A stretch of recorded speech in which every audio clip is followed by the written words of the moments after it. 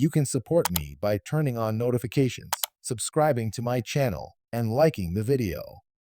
Waiting for your comments. Dragons from the Hidden Realms, the fiery creatures that shaped ancient Eastern empires, conjures visions of colossal, serpentine beasts soaring above mist-shrouded mountains, breathing a cosmic fire that once formed the bedrock of entire dynasties. Throughout the ancient East, from the sprawling deserts of Central Asia to the lush valleys of early China, tales of dragons help define culture, shape emperors' destinies, and ignite legends that linger in our collective psyche. More than mere beasts of legend, these dragons were said to dwell in hidden realms, a step beyond our mortal plane. There, they accumulated immense wisdom, governed elements like rain or thunder, and occasionally emerged to select or topple those in power. Whether revered as cosmic guardians, harbingers of fortune, or embodiments of nature's fury, dragons were woven into the tapestry of empire building across the centuries. Accounts vary widely depending on the region. In Chinese myth, dragons took on a regal status, depicted with sinuous bodies and the power to summon clouds. They were believed to inhabit underground caverns or celestial palaces above the clouds, bridging earthly existence with a cosmic beyond. One emperor's chronicle from the Han Dynasty even references a heavenly dragon spotted by peasants in a storm-lashed field, an omen that preceded the emperor's triumph in a crucial battle. Another tradition held that certain noble families carried dragon blood, granting them an unearthly aura. In some stories, dragons served as imperial advisors, bestowing cryptic counsel in dreams or leading chosen leaders to hidden springs of knowledge. In contrast, on the Korean peninsula, legends spoke of imuji, immature dragons said to dwell in remote lakes. Should they prove their virtue, the heavens transformed them into full-fledged dragons, granting them dominion over storms. Tales recounted how entire villages would gather at midnight by sacred waters, singing hymns to encourage an immugous ascension. The event, if successful, entailed the lake exploding with light and thunder, and the newly minted dragon vanishing into the sky. Those who witnessed it described feeling a trembling in their bones, an electric awe that transcended language. Over time, such events inspired local kings to claim direct descendancy from these ascended dragons, thereby legitimizing their rule with the echo of a divine mandate. Farther west, in the high plateaus of what is now Central Asia, draconic myths intersected with warrior cultures. Nomadic tribes spoke of shadow scales, a race of dragons with midnight black hides said to gather at hidden volcanic vents. Legends claimed these dragons oversaw the distribution of precious metals in the earth, so caravans offered tributes of salt, silk, or livestock to forestall their wrath. In certain desert outposts, travelers heard rumors of lost cities scorched by a vengeful shadow scale after a tyrant dared to capture a hatchling. Though archaeological evidence is scarce, local lore maintains that blackened ruins still stand, half buried by dunes, a testament to the fiery retribution wrought by dragons. These beings weren't merely monsters or animals. Ancient texts describe them as wise, sometimes moralistic entities, embodying balance or disharmony in the world. The legendary Emperor Yu the Great, credited with taming floods in early Chinese civilization, is frequently depicted accompanied by a serpentine dragon that helped him redirect rivers. Stories like these convey the notion that dragons actively participated in humanity's greatest achievements or catastrophes. Sometimes they guided humans to harness nature's bounty. Other times they punished arrogant lords who overreached. Because of this dual nature, protectors or destroyers, dragons became potent symbols of imperial might. Emperors wore dragon insignias on their robes. Seats of power were called dragon thrones, and a million peasants bowed before an icon of scale and horn, meant to channel these mythic energies. One enduring tale from the Tang dynasty records an event known as the Night of Crimson Flames. The story goes that a rebellious lord commanded an army of tens of thousands to seize the imperial palace. On the eve of the assault, a dense fog enveloped the region. Witnesses claim a gargantuan dragon silhouette flickered within the clouded sky, lightning erupting from its jaws to strike the rebel encampment. By dawn, the rebel forces lay decimated, their weapons melted or twisted. The emperor, crediting divine intervention, decreed a week-long festival of gratitude. Skeptics in modern times attribute the phenomenon to a freak lightning storm. But for the devout, it was the tangible wrath of a dragon defending rightful rule. While much lore elevates dragons to cosmic guardians, some darker traditions highlight their ferocity and destructive capacity. In certain border provinces near the mountainous peripheries, folk songs warn of hate-born dragons believed to feed on the negative emotions of embittered warlords or cursed lineages. These dragons, the songs say, emerged from hidden caverns only in times of great turmoil, fueling further chaos. Although likely an allegory for how unchecked resentment can tear a land apart, travelers insisted they'd glimpsed these beasts flying at twilight, their eyes lit by malevolence, leaving ruin in their wake. The ultimate lesson was that forging cruelty in one's heart might summon a monstrous reflection from beyond. Some historians propose that these dragon myths originated from real, if rare, sightings of large serpents or reptiles in remote wilderness, exaggerated over centuries into near-divine figures.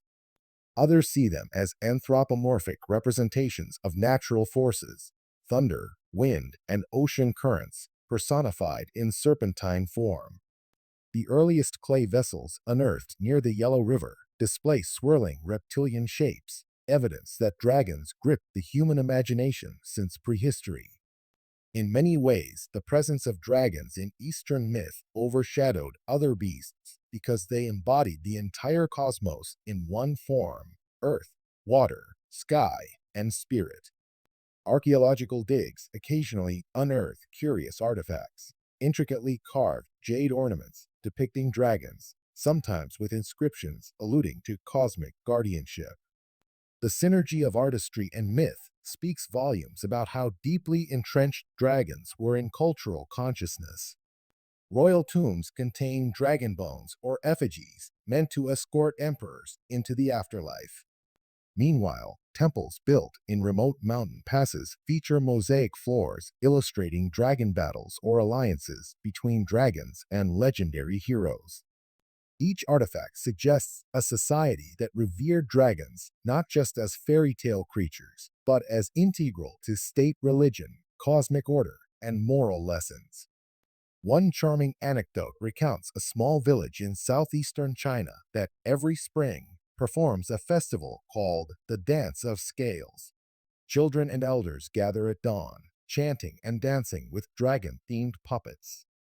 Legend states that a water dragon once visited their river, bestowing fish abundance. The tradition endures, maintaining the bond between humans and the unseen serpents said to reside in nearby cliffs. Outsiders see it as colorful tradition, but local farmers claim year after year that the harvest flourishes because of the dragon's blessing. Modern interpretations keep evolving.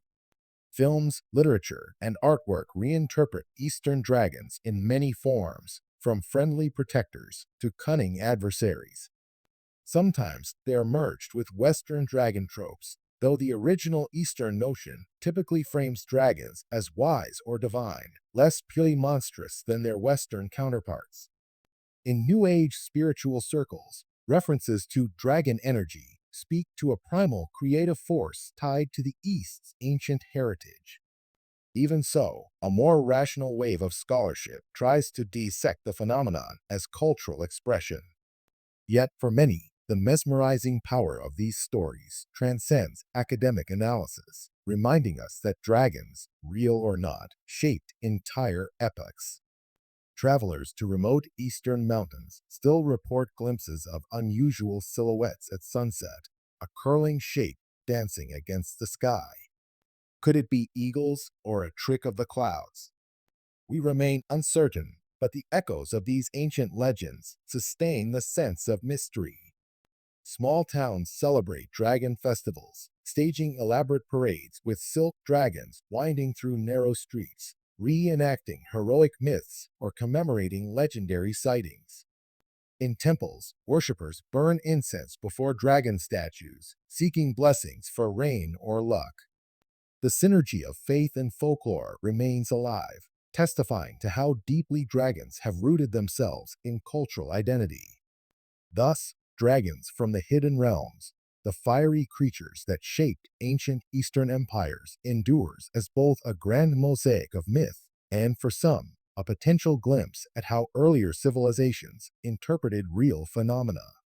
They shaped not only the moral and cosmic frameworks of dynasties, but also the very language of monarchy, imperial seals, royal decrees, the iconography of power.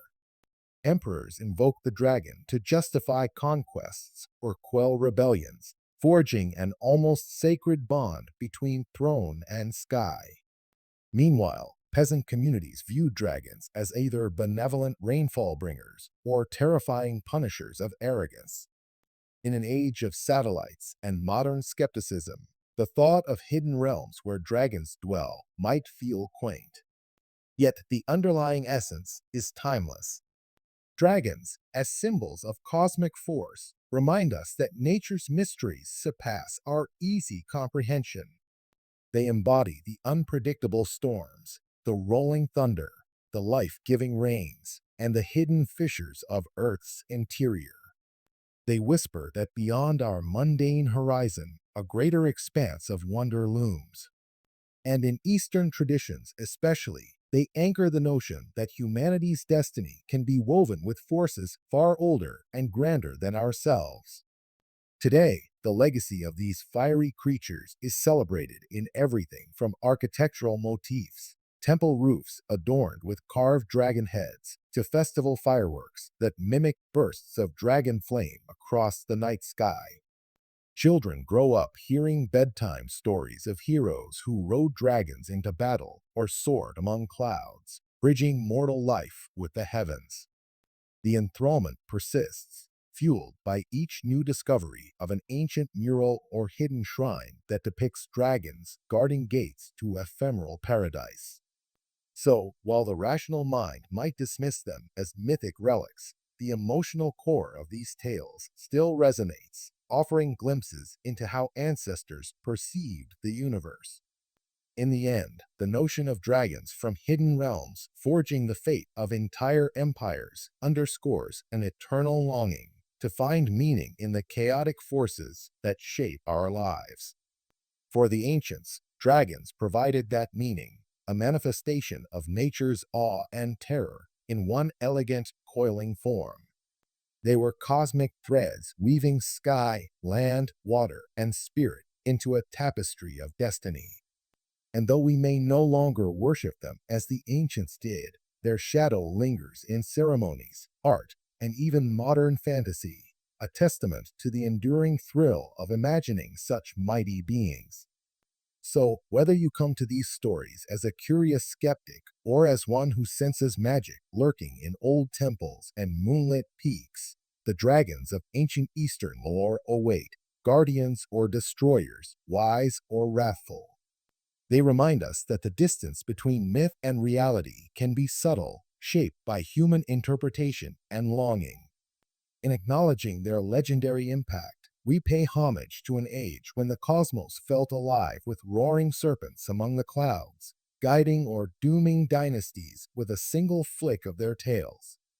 Today, we might only see faint echoes in the swirl of incense smoke at shrines or in the vibrant scales of a festival dragon costume, but those echoes ring with the majesty of an era where fiery creatures truly reign over land and imagination alike.